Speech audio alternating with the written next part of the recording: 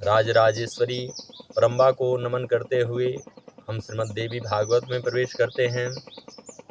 चंडी देवी का वांग्मय स्वरूप श्रीमद् देवी भागवत, यह साक्षात भगवती का स्वरूप कहा गया है। वैष्णव लोग महाराज भगवान नारायण का पूजन करते हैं और गणपत्य लोग भगवान गणपति का पूजन करते हैं। शैव लोग भगवान शिव का पूजन करते हैं।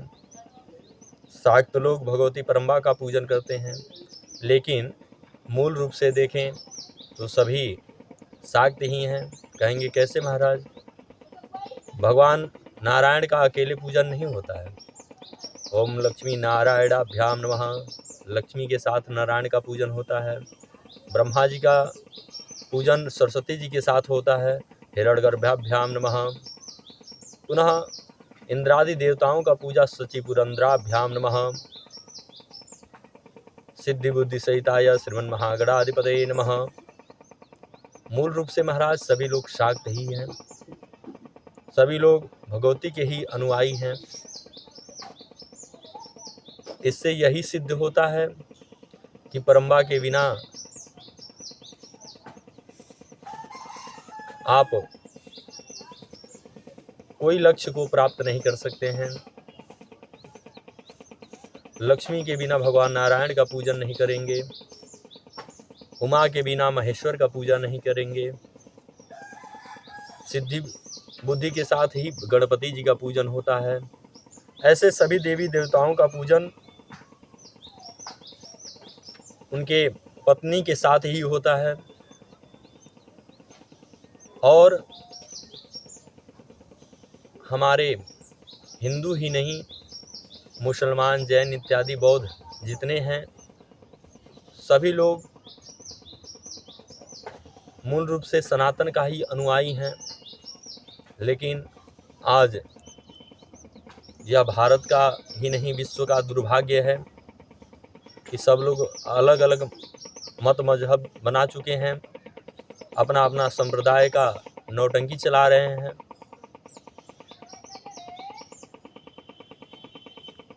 इनके अंदर वह जो मूल प्रकृति बैठी है वह साक्षात परम्बा है। अब ये तो मानेंगे नहीं, लेकिन वैसे महिषमर्दिनी भगवती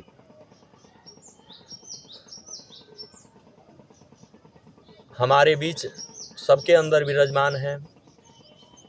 कहेंगे कैसे? धन के रूप में महालक्ष्मी, बुद्धि के रूप में विद्या के रूप में महासरस्वती, बल के रूप में वह महाकाली विराजमान है। दुर्गुणों को दूर करने वाली ही दुर्गा हैं। ये हम लोग के बीच में न हो तो हम लोग भी उल्टा सीधा मार्ग पकड़ लेंगे। इनकी बिना कृपा के कोई एक पग चलने वाला नहीं है। सबके अंदर वह महाशक्ति विराजमान है। शक्ति न रहे तो कोई चल पाएगा? नहीं चलेगा महाराज।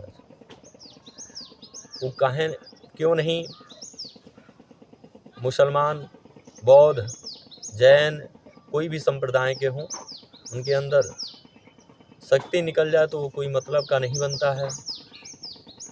जैसे मरने के उपरांत शरीर में सभी इंद्रियां विराजमान रहती हैं, लेकिन क्या वो बोल सकती हैं? नहीं। क्या वह चलेंगे? नहीं। महाराज इतना तो छोड़िए, किसी को थोड़ा सा चोट लग जाता है तो लोग कहते हैं यह शक्तिहीन हो गया, इसके अंदर शक्ति नहीं है। कोई ये थोड़ी कहता है यह विष्णुहीन हो गया, यह रुद्रहीन हो गया, ऐसा कोई कहता नहीं है। यानी कि सबके अंदर वह मूल प्रकृति स्वरूपा भगवती शक्ति रूप में विराजमान है। हम लोग दुर्गा सप्तशती में पढ़ते हैं, या देवी सर्वभूतेषु चेतनेभिधीयते, नमस्तस्यै नमस्तस्यै नमस्तस्यै नमो नमः। वह मूल प्रकृति के रूप में सबके अंदर विराजमान है, वह परम्बा। आइए हम लोग देवी भागवत के मंगलाचरण में प्रवेश करते हैं। सृष्टि या सर्वरूपा जगतवदन्विदौ पालनीया च रौद्री संहारे चापि यस्या जगदिदमखिलं कीडनं या प्रख्या पश्यन्ति मध्यमानो तदनुर्भगवती वैखरी वर्णरूपा साम्यद्वाय प्रसन्नां विहरिगिरिसा राधिकालंकरोतु। जगत के सृष्टि कार्य में, पालन संहार कार्य में भगवती ही विराजमान है। भगवान ब्रह्मा के साथ सरस्वती जी यह जगत उत्पत्ति में विराजमान रहती हैं, तभी जगत का उत्पत्ति होता है। भगवती लक्ष्मी भगवान नारायण के साथ विराजमान रहती हैं, तभी इस जगत का सृजन होता है, पालन होता है। और रुद्र के साथ भगवती काली विराजमान होती हैं, तभी इस जगत का संहार होता है।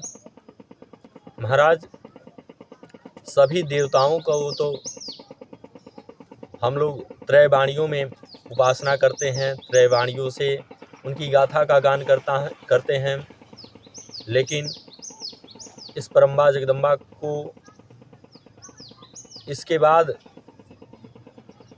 कोई ऐसा तत्व नहीं है, कोई ऐसा शब्द नहीं है जिससे स्तुति करें, जिससे इनकी पूजन करें। फिर भी भक्ति भाव से हम लोग इनके चरण में चलते हैं। भगवान ब्रह्मा इनके चतुर्मुख से इनके गुणगान में समर्थ नहीं है।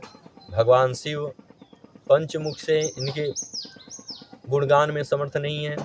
शेषनाग हजारों मुख से इनके गुणगान में समर्थ नहीं है। गिनों वाले मुखों की क्या हालत होगी महाराज। जैसे मध्यमा वाणी है, यह वह शब्द जिनको केवल कंठ द्वारा उच्चारण करते हैं। विद्वान मंत्र जप के समय इनका उच्चारण करते हैं, केवल ओष्ठ चलेगा, आवाज बस वही सुने। मध्यमा में किसी को देखकर या वैदिक विद्वान मंत्रों का उच्चारण करते हैं, इससे देवी देवताओं का यजन पूजन भी होता है। फिर से परावाणी होता है।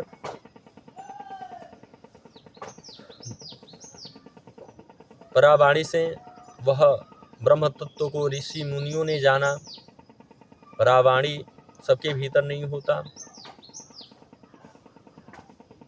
मध्यमा से हम लोग मंत्र जप इत्यादि करते हैं और पश्यंती से देखकर उच्चारण करते हैं। परा से वह ब्रह्म तत्व को जानकर अंतः आत्मा से बोलते हैं। तीनों वाणी इनकी स्तुति में समर्थ नहीं है, इनके अंदर वह समर्थता नहीं है, तो हम लोग क्या इनका गुणगान करेंगे। इनके गुणगान में देवी देवता स्वतः समर्थ नहीं है, फिर भी वह भगवती का वांगमय स्वरूप देवी भागवत हम लोग के लिए, जनमानस के लिए कल्याणकारी है। इसका अध्ययन, इसका श्रवण अवश्य करें। इससे धर्म अर्थ काम मोक्ष चारों की प्राप्ति होती है। शक्ति दो शब्दों से मिलकर बना है महाराज। स ऐश्वर्य का सूचक है, ती पराक्रम का। ऐश्वर्य और पराक्रम से युक्त होने पर ही शक्ति होता है। विज्ञान देवी देवताओं को न माने, इससे हमें क्या करना है। ऐसे कहना भी शक्तिहीन की बात हो गई। क्या विज्ञान सूर्य के तपन को कम कर देगा? क्या विज्ञान रात्रि होना दिन होने में कुछ अंतर कर सकता है? नहीं। अग्नि का दहन शक्ति कम कर सकता है? नहीं। वायु में गति खत्म कर सकता है? नहीं। जल की प्रवाह रोक सकता है? नहीं। ऐसा कोई उपकरण नहीं है जो सूर्य को रोक दें, जो दिन और रात होने में चेंज कर दे। ऐसा कोई शक्ति नहीं है, कोई यंत्र नहीं है। माने या ना माने, सबके अंदर यह तत्व विराजमान है। वह लोगों को विस्मृत होने की प्रेरणा दे रहा है कि अपने मूल तत्व को छोड़ो और यह डिजिटल ज़माने में आओ। इससे क्या हो रहा है महाराज? पहले तो संस्कार ही नष्ट हो जा रहे हैं। कोई किसी का आदर स्वागत करने में सक्षम नहीं है। क्यों? इसी का देन है। सब अपने अपने मार्ग से भटक रहे हैं। कोई पुराण का अध्ययन करना नहीं चाहता, कोई गदा श्रवण नहीं करना चाहता। यह दुर्वृत्तियों मनुष्यों में आ चुका है। देवी भागवत वह ग्रंथ है जो धर्म अर्थ काम मोक्ष साम दाम दंड भेद सभी कार्यों में सक्षम करने वाला है, अपने पराक्रम को बढ़ाने वाला है। जो इच्छा लेकर देवी भागवत श्रवण करें, निश्चित रूप से वह मिलने वाला है। एक बार की बात है, 88,000 ऋषि भगवान ब्रह्मा के पास गए और कहे कि हे भगवान, कलिकाल का उपद्रव बहुत बढ़ेगा, हम लोग कहाँ जाएं? दुष्ट पापी हमें संध्या पूजन में भी विघ्न डालेंगे। कली का प्रभाव चारों तरफ हाहाकार मचा देगा। हम लोगों का ध्यान, पूजा पाठ, अध्ययन इत्यादि सभी खत्म हो जाएंगे। आप कोई उपाय बतावें। उसमें से ऋषियों में सबसे श्रेष्ठ हैं सौनक जी। उन लोगों के कहने पर भगवान ब्रह्मा जी ने एक मनोन्मय चक्र भेजा।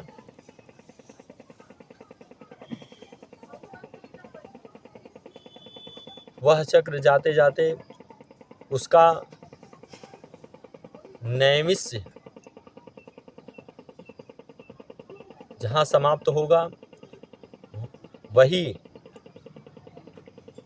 साधना स्थल बनेगा। ऋषियों ने वह मनोन्मय चक्र के पीछे पीछे चल दिए और वह उसका जाकर जहाँ नैमिष्य समाप्त हुआ वहाँ ऋषियों ने एक बट वृक्ष के नीचे अपना आसन जमा लिया। उसी को नैमिषारण्य कहते हैं। नैमिष यानी कि उसका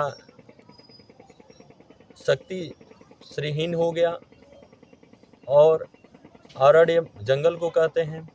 उसी जंगल में ऋषियों ने अपना तपस्स्थली बनाया नर्मदा के तट पे। वह नैष्ठिक ब्रह्मचारी अपने में ही चर्चा कर रहे थे। तब तक वहाँ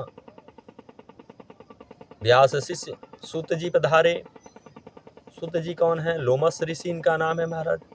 यह व्यास जी के परम शिष्य हैं। व्यास जी ने जितने ग्रंथ पुराण का रचना किया सबका अध्ययन इनको ही कराया। यह सबसे श्रेष्ठ ऋषि हैं क्योंकि इन्होंने अध्ययन गुरुमुख से किया है।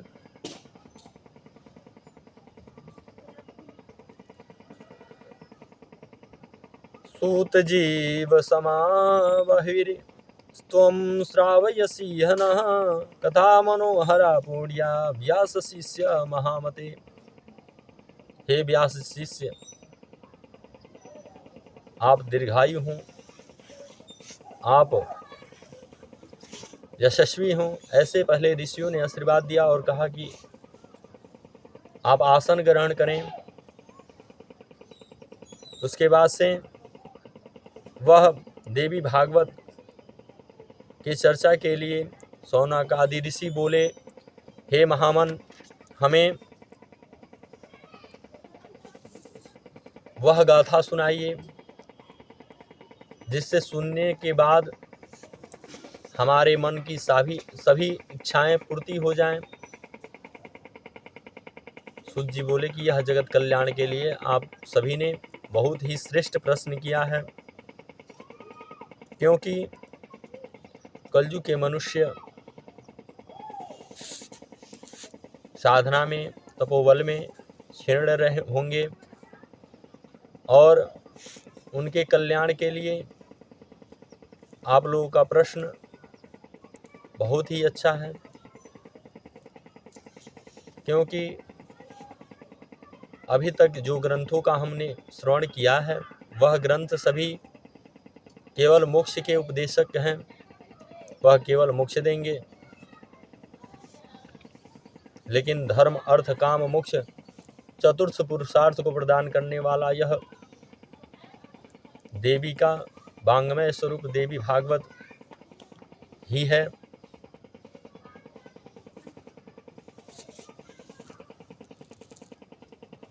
सूत जी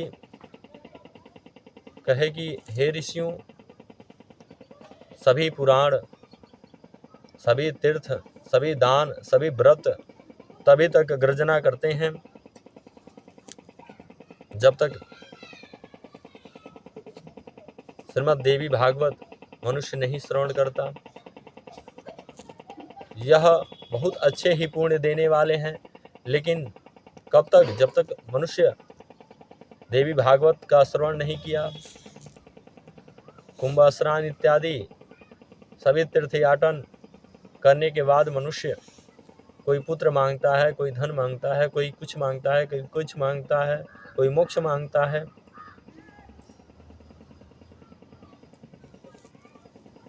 लेकिन श्रीमद् देवी भागवत बिन मांगे ही देता है।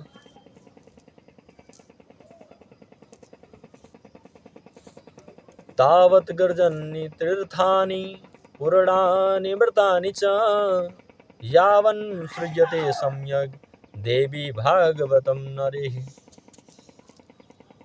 तब तक पुरुड़ियों का गर्जना ये लोग करते हैं जब तक मनुष्य श्रीमद् देवी भागवत का श्रवण न करे। महाराज, देवी भागवत कैसे मनुष्य को उद्धार करेगा? महाराज, जब तक घर में कोई नहीं रहता है तब तक क्या होता है, चारों तरफ कांटे जम जाते हैं, चारों तरफ झाड़ियाँ लटक जाती हैं। लेकिन मनुष्य जब रहने लगता है तो वह झाड़ियाँ भी समाप्त हो जाती हैं, दिनों दिन वहाँ उन्नति होने लगता है। तो हम यही कहेंगे कि आप देवी भागवत अवश्य श्रवण करें, जिसके सुनने मात्र से यह कलेश रूपी सभी कंटक दूर हो जाएंगे और आप निर्विकार होकर भगवती के शरीर धाम को पधारेंगे। यह व्यास जी के शिष्य जो सूत जी हैं बहुत ही ज्ञानी हैं। व्यास जी तो स्वयं भगवान का ही अवतार है। महाराज, व्यास जी बहुत ही ज्ञानी हैं और 18 पुराण, 18 पुराणानां मध्ये सर्वात्मं परम देवी भागवतम नामम धर्म कामार्थ मोक्षदम। यह देवी भागवत 18 पुराणों में सबसे श्रेष्ठ है। देवी भागवत साधारण कोई ग्रंथ नहीं है। इसको जानने के लिए अनेकों प्रकार की साधना जीव करता है, तभी ब्रह्म तत्व को जानने में कुछ ना कुछ त्रुटियां रह जाती हैं। लेकिन श्रीमद् देवी भागवत ब्रह्म तत्व ही है। इसको थोड़ा सा भी श्रवण करें, थोड़ा सा भी चिंतन करें, आपकी सभी मनोलासा पूर्ण कर देगा। यह जैसे मनुष्य थोड़ा सा सिद्धि इत्यादियों के चक्कर में अपना पूरा जीवन नष्ट कर देता है। एक बार स्वामी विवेकानंद कहीं जा रहे थे तो वहाँ एक ऋषि मिले, बोले कि महाराज आपको स्वामी लोग कहते हैं, क्या ये आप सिद्ध पुरुष हैं? उन्होंने कहा कि नहीं, तो मेरे पास तो सिद्धियाँ हैं। कहे कि क्या सिद्धि है भाई? तो मैंने 12 वर्ष तक तपस्या करके सिद्धि पाया है जल पे चलने के लिए। तो कहे कि क्या हमको भी ले जा सकते हो? तो नहीं। तो वह ब्रह्मचारी, वह साधु हिल गए और स्वामी जी नाविक को बुलाए, नाव पे बैठे और हिले। उधर गए तो कहे कि सिद्धियों के चक्कर में आपने कितना दिन बिताया? तो 12 वर्ष। क्या मिला? तो सिद्धि मिली महाराज। तो इसकी क्या मूल्य है? 2 रुपये। इसके आप किसी को तो और हिला नहीं सकते हैं, तो इस सिद्धियों से क्या मतलब है?